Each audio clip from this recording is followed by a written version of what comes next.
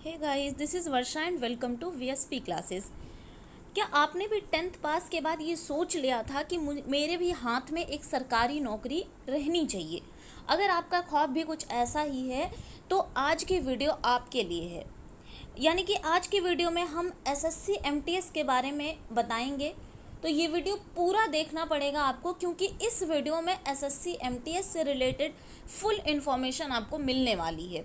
चाहे वो बात करें व्हाट इज़ एसएससी एमटीएस, इसकी एज लिमिट क्या होती है, इसके क्वालिफ़िकेशंस क्या होते हैं, इस एग्ज़ाम का पैटर्न क्या होगा, एग्ज़ाम की फ़ीस कितनी होती है, और सबसे मेन बात जो है इस वीडियो में जानने लायक कि इसका सिलेक्शन प्रोसेस कैसे होता है।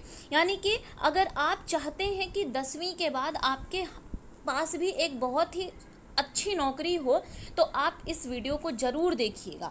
और हाँ, अगर वीडियो पसंद आएगा तो वीडियो को लाइक और शेयर कर दीजिएगा। तो आइए देखते हैं। सबसे पहले हम देखेंगे व्हाट इज़ एसएससी एमटीएस, यानी कि आखिर ये एसएससी एमटीएस होता क्या है।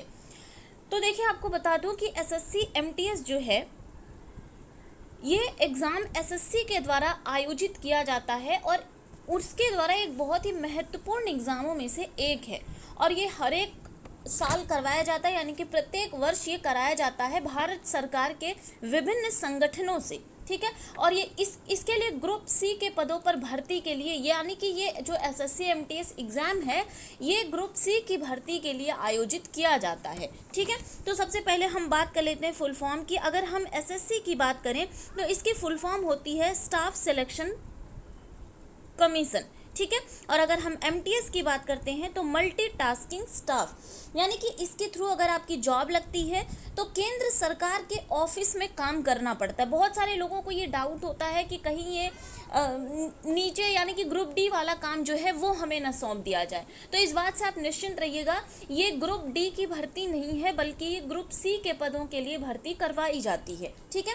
तो आपको केंद्र सरकार के ऑफिस में काम करना पड़ता है, क्योंकि ये सेंट्रल गवर्नमेंट वैकेंसी है, यानी कि केंद्र सरकार के अंतर्गत जो भी मंत्रालय और ऑफिस होते हैं वहाँ आपको जॉब मिलती है। ठीक है। और ये देखिए, ये बहुत अच्छी बात क्या है कि ये जब नेशनल लेवल का एग्ज़ाम है, यानी आप किसी भी स्टेट से हैं तो आप एसएससी एमटीएस जो फॉर्म है उसके लिए अप्लाई कर सकते हैं। ठीक है। तो एसएससी स्टाफ सिलेक्शन कमीशन और एमटीएस का फुल फॉर्म है मल्टीटास्किंग स्टाफ। ये बात हो गई इसके फुल फॉर्म की।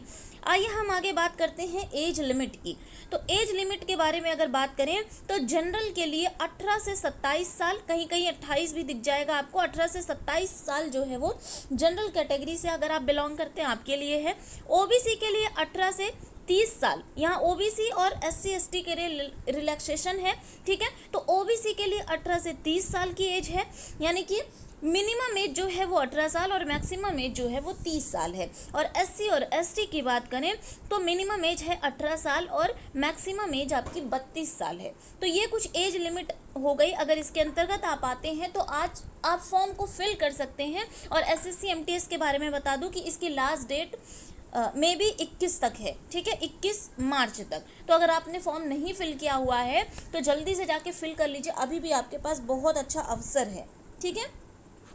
अब हम आगे बात करेंगे क्वालिफिकेशन की। जी हाँ, आखिर आपके पास क्या क्वालिफिकेशन होनी चाहिए कि आप एसएससी एमटीएस एग्ज़ाम दे सकते हैं। तो थंबनेल में आपने देख लिया होगा कि 10th पास वाले ही एसएससी एग्ज़ाम दे सकते हैं। आपको सिर्फ और सिर्फ 10वीं पास होना है। ठीक है। लेकिन इसमें बहुत अच्छी बात क्या है कि इसमें परसेंटेज की भी कोई बाउंडेशन नहीं है, यानी कि सिर्फ और सिर्फ आपको 10th पास आउट करना है।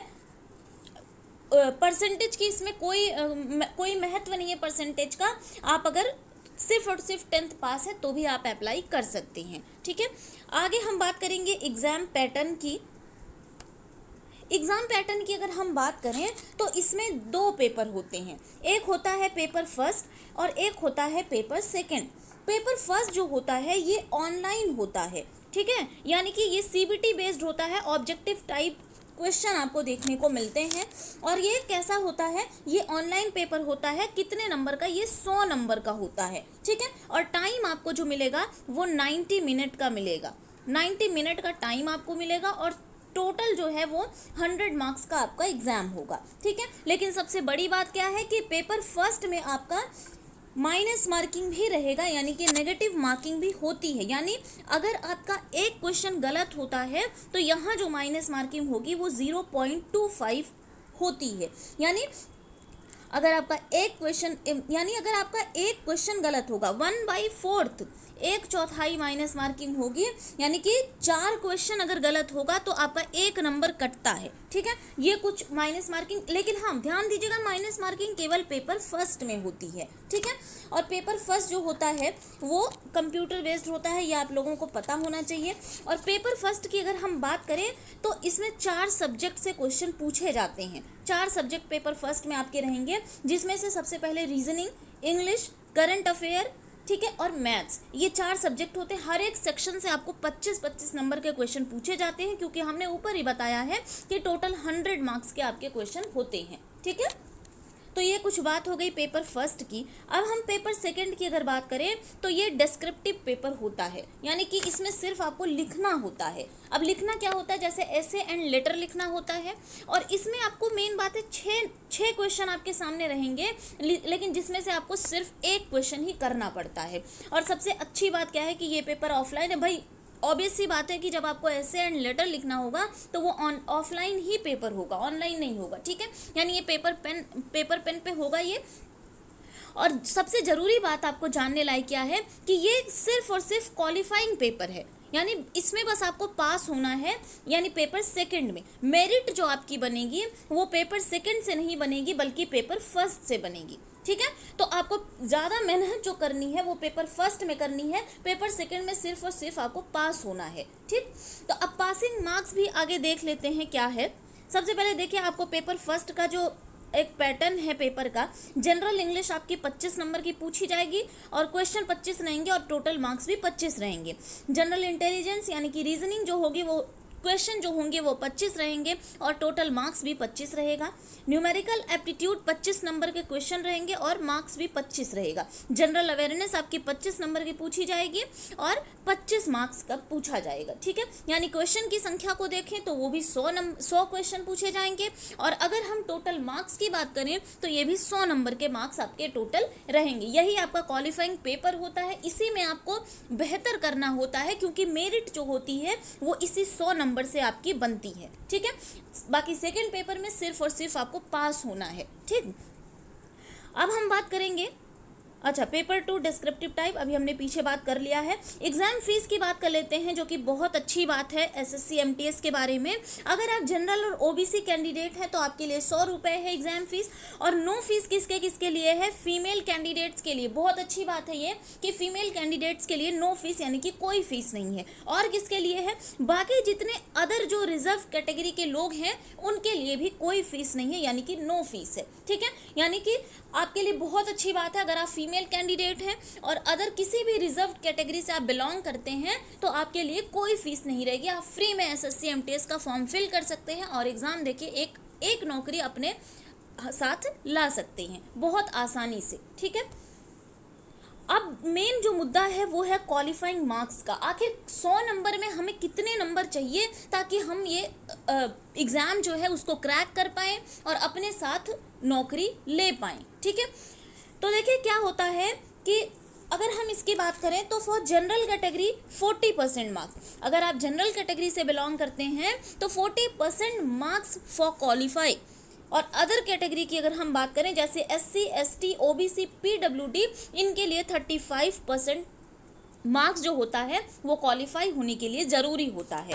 अब जैसे देखिए कि क्या होता है कि ये 50 नंबर का होता है। ठीक है, 50 नंबर का होता है तो जनरल वालों के लिए 20 नंबर लाना होगा क्वालिफाई होने के लिए। और एसएससी एमटीएस में अच्छी बात अगर हम कहें कि क्या है, यानी कि इसमें बहुत अच्छी बात क्या हो सकती है कि इसमें ना तो फिजिकल टेस्ट होगा आपका, ना तो आपका टाइपिंग टेस्ट होगा, यानी कि no physical test no typing test. तो अपने आप में बहुत इजी नौकरी भी ये मानी जा सकती है। बस पहला पेपर आपने अच्छे से कर लिया है और सेकंड पेपर बस पास कर लिया है तो आपकी नौकरी कोई नहीं रोक सकता, आपकी नौकरी पक्की समझिए आप। ठीक है, तो देखिए बहुत सिंपल है। अगर जनरल कैटेगरी से हैं तो आपको 40% मार्क्स लाने होंगे और अदर कैटेगरी से अगर आप बिलोंग करते हैं तो 35% मार्क्स आपको चाहिए होता है, ठीक है। लेकिन अगर पेपर सेकंड की बात करें जिसमें आपको सिर्फ और सिर्फ पास होना है, उसमें आपको, अगर आप जनरल कैटेगरी से हैं तो आपको 50 नंबर लाना होगा, 50 नंबर के क्वेश्चन में से आपको 20 नंबर सिर्फ लाना होगा क्वालिफाई करने के लिए, और पेपर 2 क्वालिफाइंग ही होता है, ठीक है। सिर्फ और सिर्फ उसमें आपको पास होना होता है। अब मेन मुद्दा जो आता है वो होता है रोकड़े का, यानी कि सैलरी का, ठीक है। तो सैलरी की बात करें तो देखिए यहाँ पे सैलरी जो होगी वो डिपेंड करेगी आपकी पोस्टिंग किस जगह पर होती है, ठीक है। अगर आपकी पोस्टिंग मेट्रो सिटीज़ जैसे लखनऊ, दिल्ली, ठीक है, कोलकाता, मुंबई, यहाँ सब होती है तो वहाँ आपकी सैलरी ज़्यादा होगी, ठीक है। नॉर्मल जगह अगर आप जाएंगे तो वहाँ आपकी सैलरी थोड़ी कम होगी, लेकिन सबसे ज़्यादा सैलरी की अगर बात करें तो वो दिल्ली में होती है, ठीक है। लेकिन अगर मेट्रो सिटीज़ में आपकी नौकरी लगी, आपकी पोस्टिंग हुई है, तो आपको 28 से 30 हज़ार सैलरी, ये देखिए 28 से 30 हज़ार सैलरी, ये सब मिला के, यानी कि DA CA जो भत्ते वगैरह होते हैं सारे मिला के आपको 28 से 30 हज़ार सैलरी मिलेगी। किसमें? SSC MTS का एग्ज़ाम अगर आप क्लियर कर चुके हैं और आपकी नौकरी लग चुकी है, ठीक है। तो ये कुछ बात हो गई सैलरी की। देखिए एक चीज़ और मैं बता दूं कि SSC MTS में बहुत सारे लोगों के दिमाग में एक कन्फ्यूज़न होता है कि इस जॉब में हमें क्या करना पड़ेगा, ठीक है। बहुत सारे लोगों के दिमाग में ये बातें चलती हैं। देखिए चूंकि ग्रुप C की जॉब होती है, ग्रुप D की जॉब नहीं है, मैं बार बार बोल रही हूँ, तो यानी कि यहाँ आपको क्या ऑफिशियल वर्क आपको करना होता है। यहाँ आपको डॉक्यूमेंट इधर से उधर लेके जाना, ठीक है, कोई जो है स्पीड पोस्ट करना, कोई फाइल इधर से उधर पहुँचाना, बस यही काम आपका रहता है। बाकी झाड़ू पोछा लगाना और ये सारे काम नौकरशाही आपको वहाँ नहीं करनी है, बल्कि क्या करना है, आपको ऑफिशियल वर्क करना है, ठीक है। तो ये कुछ बात हो गई SSC MTS जॉब के बारे में। अभी भी मौका है आपके पास, आप फॉर्म को फिल कर सकते हैं और आपकी अपनी जो तैयारी है उसको बेहतर कर सकते हैं, क्योंकि बहुत ईजिली तरीके से आप एक नौकरी अपने साथ ला सकते हैं SSC MTS का एग्ज़ाम क्रैक करके, क्योंकि आपको पेपर फर्स्ट में ही मेहनत करनी पड़ेगी, पेपर सेकंड में बस आपको पास होना है, ठीक है। तो ये कुछ इन्फॉर्मेशन थी SSC MTS के बारे में। तो अगर आपको ये वीडियो पसंद आया होगा तो प्लीज़ लाइक और शेयर कर दीजिएगा, चैनल को सब्सक्राइब कर दीजिएगा, बेल आइकन को प्रेस कर लीजिएगा ताकि लेटेस्ट नोटिफिकेशन आपको मिलती रहे। Thank you.